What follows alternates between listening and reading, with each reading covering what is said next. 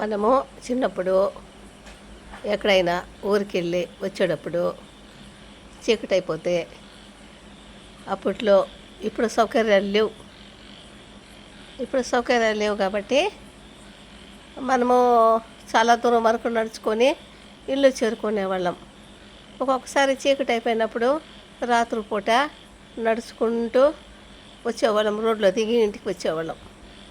అప్పుడు మార్గ మధ్యంలో మనకు ఇట్లా నైట్ పూట అవి ఏదో పురుగులు, కప్పలు, బెకబక్కలు, పురుగులు, ఏదో మిడతలు, చిన్న పురుగు మిడతలాగా ఉంటుంది, అది భయంకరంగా అరుస్తుంది. ఇలాగా మనకు భయంకరంగా అరుస్తాయి క్రిములు.